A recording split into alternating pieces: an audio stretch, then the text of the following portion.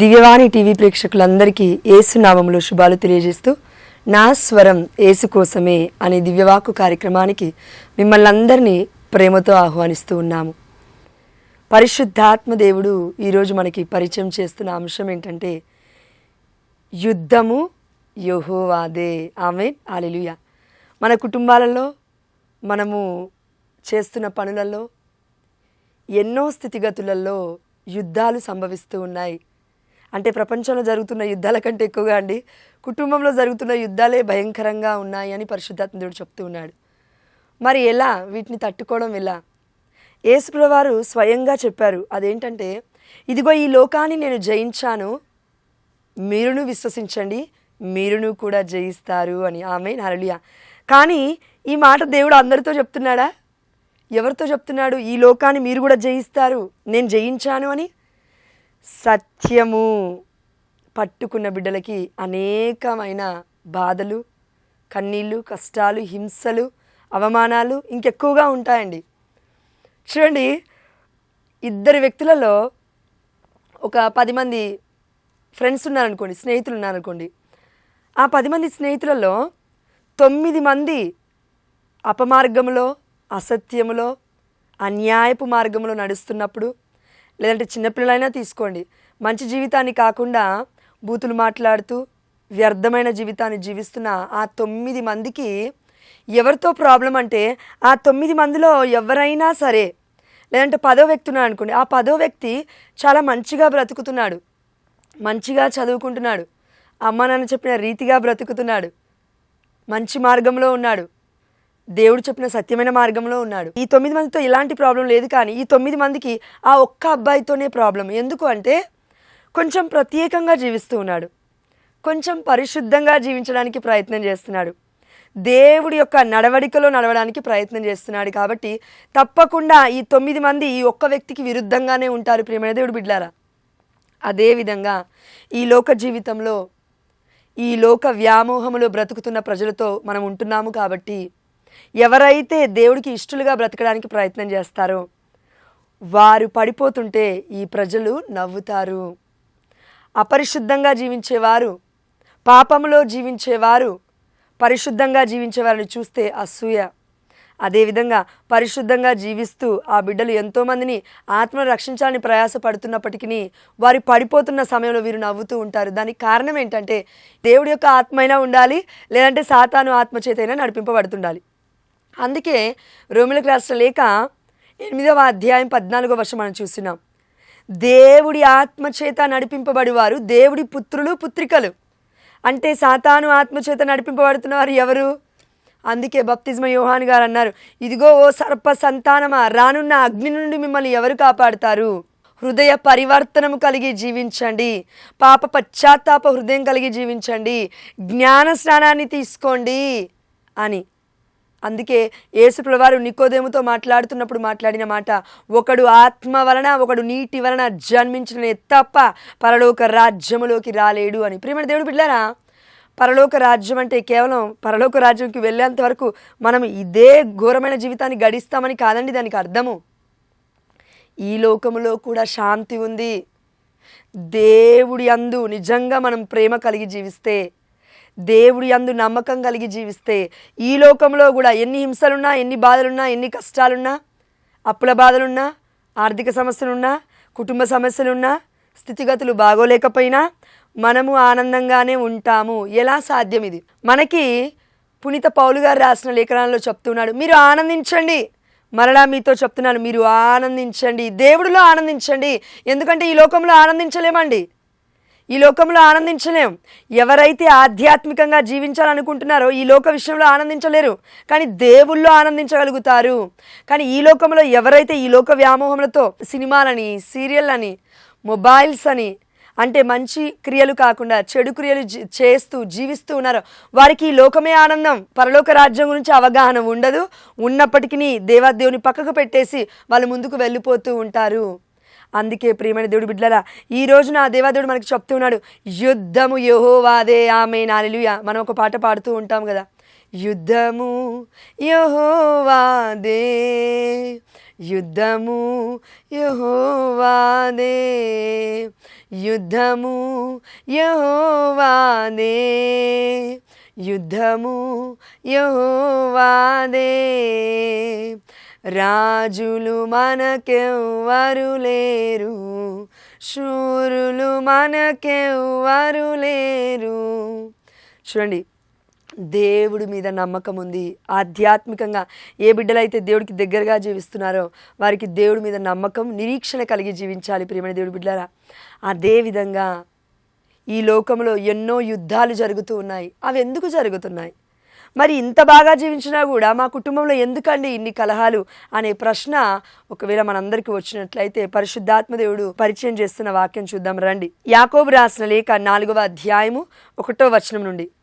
ఐహిక స్నేహము అంటే ఈ లోక స్నేహం ఎలా ఉంటుంది, ఎలా మనల్ని మెస్మరైజ్ చేస్తుంది, ఎలా మనల్ని మభ్యపెడుతుంది, ఎలా మనం మత్తులై జీవిస్తున్నాము అని దేవాదేవుడు మాట్లాడుతున్నాడు. ఈ లోక జీవితంలో ఉన్న వాళ్ళ పరిస్థితి ఏంటి ఒకసారి చూద్దాం రండి. మీ మధ్య ఇన్ని యుద్ధములు, ఇన్ని పోట్లాటలు ఎట్లు సంభవించుచున్నవి? మీ శరీరమున దాగియుండు సదా కలహించుచుండు వ్యామోహముల నుండియే కదా. చూడండి, ఒక భార్యాభర్త మధ్యలో యుద్ధం ఎందుకు వస్తుందండి? ఒకవేళ దేవుడి బిడ్డగా జీవిస్తున్నట్లయితే భర్త తిట్టాడనుకో, భర్త కొట్టాడనుకో, భార్య ఒకవేళ దేవుడి యొక్క ప్రణాళికలు మంచిగా ఉందనుకోండి, ప్రార్థనలో ఉందనుకోండి, భక్తిగా ఉందనుకోండి, భర్త కొట్టినా తిట్టినా మౌనికమ్మ గారి వలె భరిస్తూ భర్త మారు మనస్సు కోసం ప్రార్థన చేస్తుంది ఆ తల్లి. కుమారుడైనా సరే ఆ తల్లి ప్రార్థన చేస్తుంది. కుటుంబంలో ఎవరు విరుద్ధంగా ఉన్నా సరే ఆ తల్లి ప్రార్థన చేస్తుంది. కానీ ఏ భార్య అయితే, ఏ భర్త అయితే, ఏ పిల్లలైతే దేవుల్లో ఉండరో, ఈ లోక స్నేహములో ఉంటారో, అప్పుడు వారి మధ్యలో ఇలాంటి యుద్ధములు, కలహాలు, పొట్లాటలు సంభవిస్తూ ఉన్నాయి. ఎందుకంటే భర్త ఒక మాట అంటాడు, భార్య 2 మాటలు అంటది. భర్త ఒక దెబ్బ కొడతాడు, భార్య 10 దెబ్బలు కూడా కొడుతుందండి. అంటే ఈ రోజుల్లో అలా ఉంది పరిస్థితి. అందుకే ప్రియమైన దేవుడి బిడ్డలారా, మీ మధ్య ఇన్ని యుద్ధములు ఎలా జరుగుతున్నవి, పోట్లాటలు ఎందుకు అవుతున్నాయి, ఇవన్నీ ఎలా సంభవిస్తున్నాయి? దానికి కారణం ఏంటంటే మన శరీరములో దాగియుండు సదా కలహించుచుండు వ్యామోహముల నుండియే కదా. వ్యామోహం అంటే ఈయనను చేసుకోకపోయినా అయిపో, వేరే వాళ్ళని చేసుకుంటే బాగుండు, అగో ఆ పక్కింటి లక్షలు సంపాదిస్తుండు బిజినెస్ చేస్తూ, ఈయనను ఎందుకు చేసుకున్నానో ఏమో, ఆయన చేసుకున్నా అయిపో అంటే అండి, ఇవన్నీ ఈ ప్రాపంచిక ఆలోచనలు, కామపు ఆలోచనలు. అయిపోయిన తర్వాత కూడా ఆ జీవితాన్ని మరలా మనం వెనక్కి తెచ్చుకొని మనకు దేవుడిచ్చిన జీవితాన్ని మనం కర్స్ అంటే శపించుకుంటున్నాం, మనము నిందించుకుంటున్నాం, మనకు మనముగానే తిట్టుకుంటున్నాం, కొట్టుకుంటున్నాం, బాధ పెట్టుకుంటున్నాం. ఇలాంటి జీవితంలో ఉంటే ఎప్పటికీ ఆనందంగా ఉండలేం ప్రియమైన దేవుడి బిడ్డలారా. అందుకే 2వ వచనం చూడండి, మీరు ఆశించుచున్నారు కానీ పొందుటలేదు. ఏం పొందట్లేదు మనం? ఏం ఆశిస్తున్నాం? కనుక చంపుటకైనను సిద్ధపడుదురు, మీరు అసూయ పడదురు కానీ పొందలేరు. అసూయ దేనికండి? మనం ఏం ఆశించున్నాం? నాకున్నదాన్ని బట్టి నీకు స్తోత్రం ప్రభువా, నాకు ఇచ్చిన జీవితాన్ని బట్టి నీకు స్తోత్రం ప్రభువా, నా భర్తని బట్టి నీకు స్తోత్రం ప్రభువా, నాకు ఇచ్చిన గర్భఫలాన్ని బట్టి నీకు స్తోత్రం ప్రభువా. ఎందుకంటే ఎంతోమంది దంపతులకి గర్భఫలం లేదు తండ్రి అని మనకి దేవుడు చేసిన మేలుని బట్టి మనం దేవుణ్ణి స్తుతించకుండా పక్క వాళ్ళని చూసి, ఎదుటి వాళ్ళని చూసి అసూయపడుతూ ఉన్నాం. అయ్యో అలా ఉంటే బాగుండుగా, ఇలా ఉంటే బాగుండుగా, లేదంటే వాళ్ళు నాశనం అయితే బాగుండు కదా, వాళ్ళు వర్ధిల్లకపోతే బాగుండు కదా, అమ్మ వాళ్ళు ఎదిగిపోతున్నారు మొత్తం కూలిపోతే బాగుండు కదా అనే యొక్క వ్యర్థమైన మాటలు. ఎలాంటి మాటలు అంటే, మీరు చంపుటకైనను సిద్ధపడుదురు. మన లోపల ఉన్న కలహాలండి ఇవన్నీ కూడా. మీరు అసూయపడుదురు కానీ పొందలేరు. అందుకే ఒకవేళ ఎదుటి వ్యక్తులు మంచి వాళ్ళు అయితే, మనం చెడ్డవాళ్ళం అయితే, మనం ఎంత అసూయపడ్డా వాళ్ళు పొందుకున్నది మనం పొందుకోలేము. ఎందుకంటే వారు దేవుని స్తుతిస్తున్నారేమో, మనం దేవుని స్తుతించట్లేదేమో, వాళ్ళతో పాటు మనం పోల్చుకోవడమే సరిపోయిందేమో మన జీవితం. అందుకే ప్రేమ దేవుడు బిడ్డలారా, దేవుడు అంటూ ఉన్నాడు, కనుక మీరు కలహించుచుందురు అంటే గొడవలు పడతారు, యుద్ధములు చేయుదురు. యుద్ధములు అంటే అండి కలహం కంటే ఘోరమైనది ఇది. అంటే లేనిపోయిన దానికి యుద్ధము చేయడం. నాకు ఇది లేదు, అది లేదు, బంగారం లేదు, కారు లేదు, ఇండ్లు లేదు, బంగ్లా లేదు అన్నం అయితే తింటున్నాం కదా, సంతృప్తిగా అయితే ఉండాలి కదా, తృప్తి కలిగి అయితే జీవించగలగాలి కదా. ప్రియమైన దేవుడు బిడ్డలారా, దేవుడు ఇచ్చిన దాన్ని కాకుండా ఇవ్వని దాని గురించి మనము యుద్ధాలు పడుతూ ఉన్నాం మన ఇళ్లలో. అందుకే దేవదేవుడు చెప్తూ ఉన్నాడు, మీకేమి కావాలేనో వాని కొరకై దేవుని అర్థింపకపోవుట చేతనే మీకు కావలసిన వారిని మీరు పొందలేకున్నారు.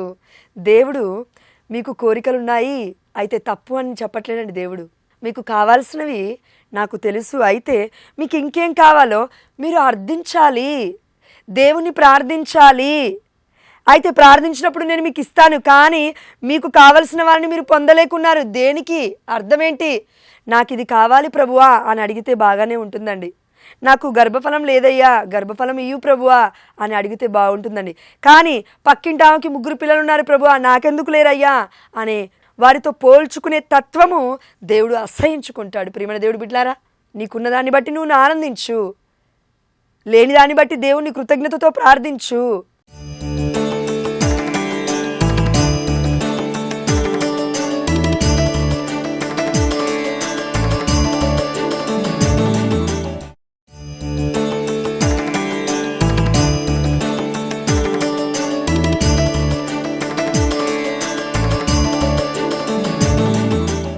ఎల్లవేళలా దేవుని స్తుతించుదాం, ఎల్లవేళలా దేవుని ప్రార్థించుదాం.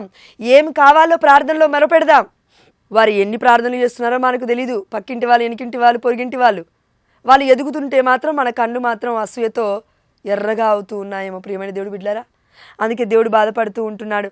3వ వచనం, మీవి దురుద్దేశములగుట చేతనే మీరు అర్థించినవి మీకు లభింపకున్నవి.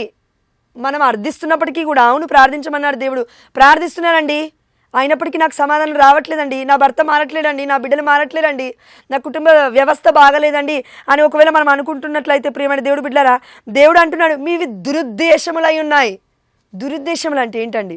నీ బిడ్డలు చేసే పని నీ బిడ్డలు చేస్తారు, వారికి ప్రత్యేకమైన ప్రణాళిక ఉంది. నా యొక్క జీవితంలో, వారి యొక్క జీవితంలో నేను కలిగి ఉన్నానమ్మా అని దేవుడు మనకు చెప్తూ ఉన్నాడు. నాకు వారి పట్ల ప్రత్యేకమైన ప్రణాళిక ఉంది.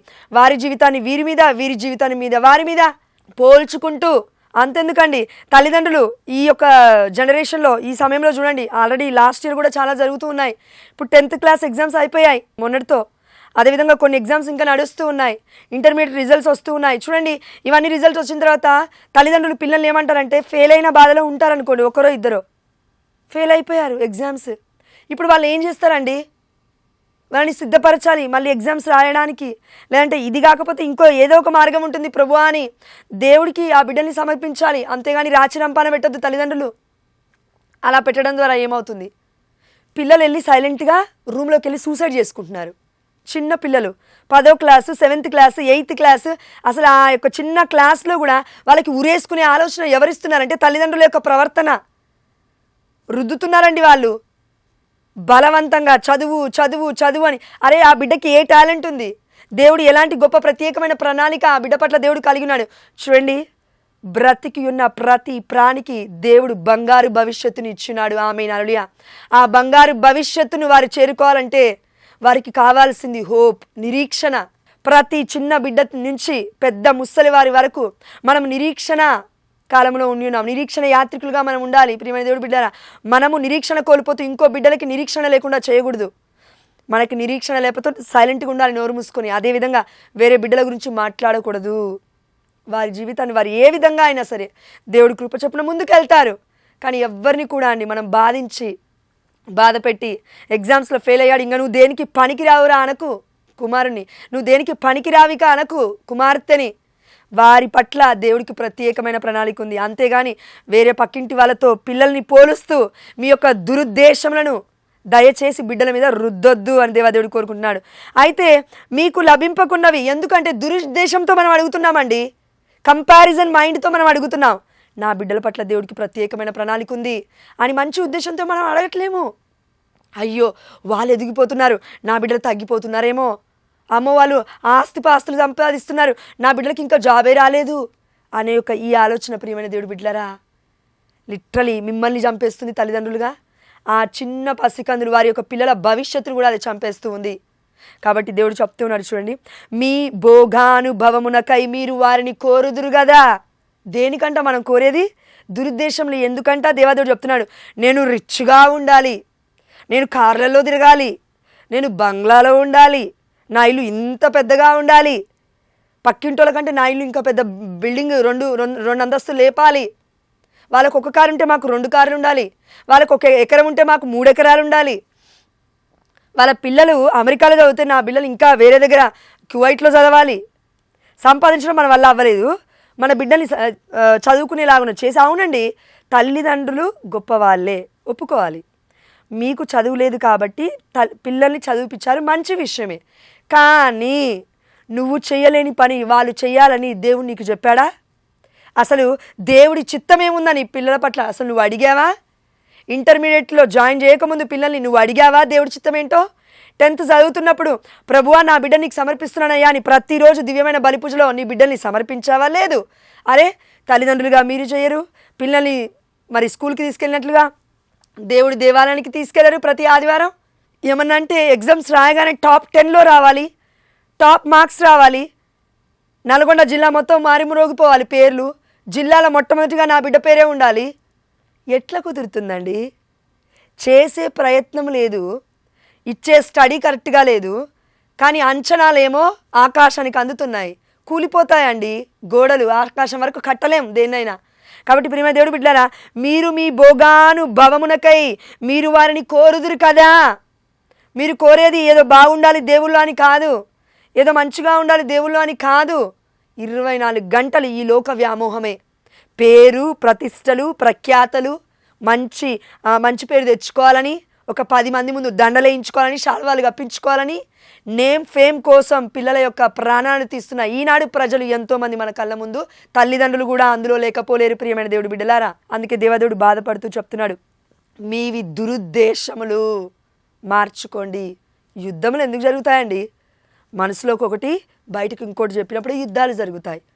భర్తని మనసులో తిట్టాలని ఉంది, లేదంటే ఏదో ఉంది మనసులో, ఇంకా విపరీతంగా చేస్తారు కొంతమంది భార్యలు. భర్త కూడా అంతే అండి, భార్య మీదకి తిరగబడడం కాదు, కొట్టడం వరకు వెళ్తూ ఉంటుంది. సహించే భార్య ఉంటే ధన్యుడివే, సహించే భర్త ఉంటే ధన్యుడివే అమ్మ దేవుడి కృప వల్ల.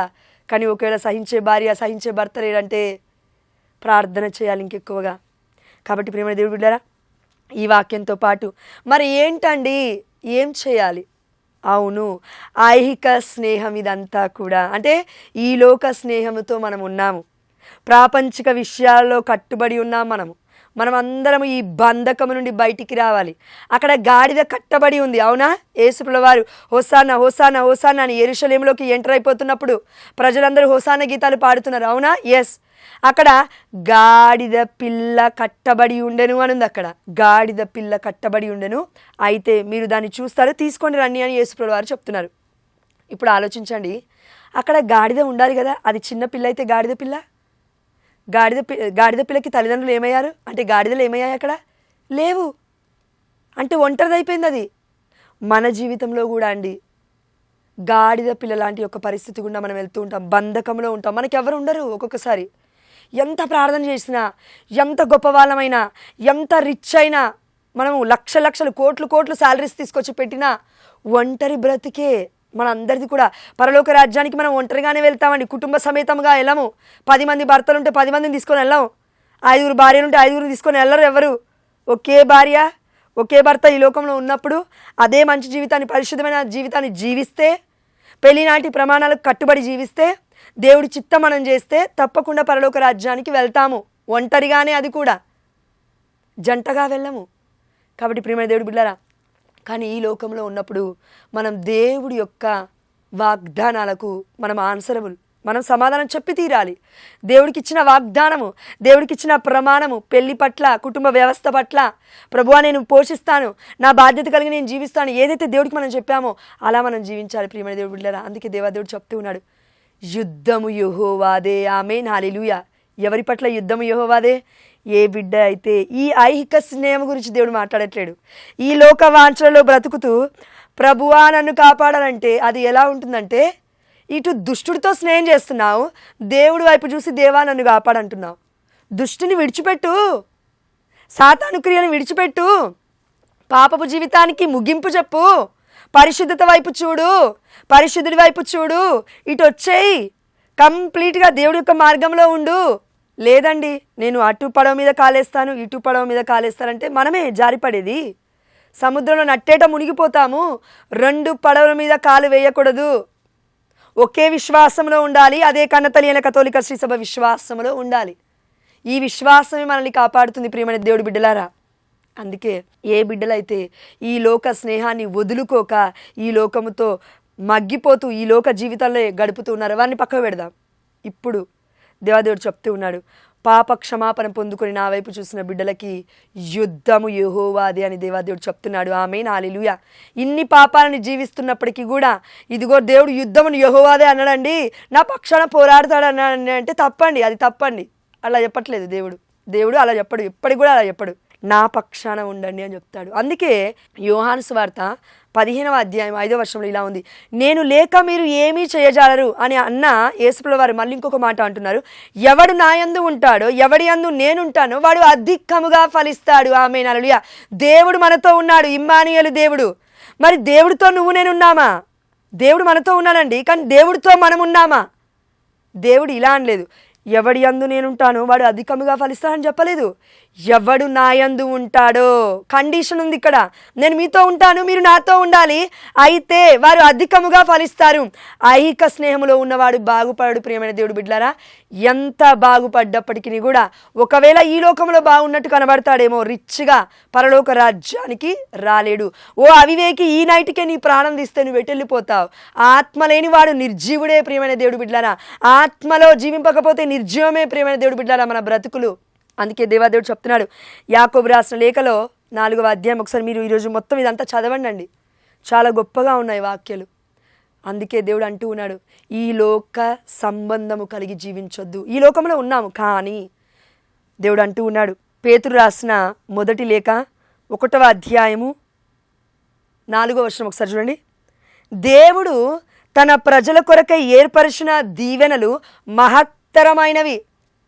ఈ లోకంలో ఉన్న మనందరికీ దేవదేవుడు చెప్తున్నాడు, నా ప్రజల కొరకు ఏర్పరిచిన దీవెలు మహత్తరమైనవి. మీ కొరకు నేను చాలా గొప్ప ప్రణాళిక కలిగి ఉన్నాను, గొప్ప దీవెనలను నేను మీకు సంపాదించి పెట్టి ఉన్నాను. అయితే దేవుడు అంటున్నాడు, కనుకనే వారిని పొందుటకు మనము ఎదురు చూచెదము. ఆయన వారిని మీ కొరకై పరలోకమున భద్రపరచెను, అట అవి క్షీణింపవు, చెడవు, నాశనము కావు. ప్రియమైన దేవుడు బిడ్డలారా, పరలోకం అనగా ఏమి? తినుట త్రాగుట కాదు, దేవుడి యొక్క నీతి సంతోషములే. అయితే ఇలాంటి జీవితాన్ని మనం ఈ లోకంలో కూడా జీవించాలంటే మన ఇంటిలో దైవరాజ్యము రావాలి. పరలోక ప్రార్థనలు మనం చేస్తూ ఉన్నాము, మన ఇంటిలో దేవుడి చిత్తము జరగాలి. అప్పుడే ఆ ఇంటిలో ఆనందం ఉంటుంది, శాంతి ఉంటుంది, సమాధానం ఉంటుంది. కానీ ఎప్పుడైతే దేవుని పక్కకు పెట్టేసి, సంపూర్ణంగా మనం పక్కకు పెట్టేసి, అయ్యో నేను ప్రేయర్ చేయలేనండి, నేను పక్కకు పెట్టేస్తాను, నాకు ఇబ్బందిగా ఉందండి ఉపవాసన, నేను దేవుని పక్కకు పెట్టేస్తాను, వామో క్రమశిక్షణ కలిగిన జీవితాన్ని నేను జీవించలేనండి, దేవుని పక్కకు పెట్టేస్తాను అంటే క్రమశిక్షణ మనం వల్ల అవ్వట్లేదు, కానీ మన బిడ్డల మీద మనం రుద్దుతున్నాము క్రమశిక్షణని. కాబట్టి ప్రియమైన దేవుడు బిడ్డలారా, దేవుడు చెప్తున్నాడు, మన పట్ల మన పిల్లల పట్ల దేవుడికి ప్రత్యేకమైన ప్రణాళిక ఉంది. దేవుడి దీవెనలు మన పట్ల మహత్తరమైనవి, చాలా గొప్పవి. కాబట్టి వాటిని మనం పొందుకొనుటకు మనం చేయాల్సిన ప్రయత్నం మొట్టమొదటిది కుటుంబ ప్రార్థన. ఎవరమైతే కుటుంబ ప్రార్థనలు ఆపేశామో వారందరం మరలా తిరిగి కుటుంబ ప్రార్థన మొదలుపెట్టినట్లయితే తప్పకుండా దేవుడు దీవిస్తాడు, బిడ్డలను కూడా ఆశీర్వదిస్తాడు. యేసు అతి పరిశుద్ధమైన నామములో, ఉన్నతమైన నామములో, ఘనమైన నామములో ఈ వాక్య పరిచర్య ద్వారా మనం దేవుణ్ణి అడుగుతున్న ప్రతి ప్రార్థన విన్నపాన్ని దేవుడు దీవించి మనకి సమాధానము యేసు నామములో వసగునుగాక. ఆమేన్, హల్లెలూయా. పితా పుత్ర పవిత్ర ఆత్మ నామమున ఆమేన్.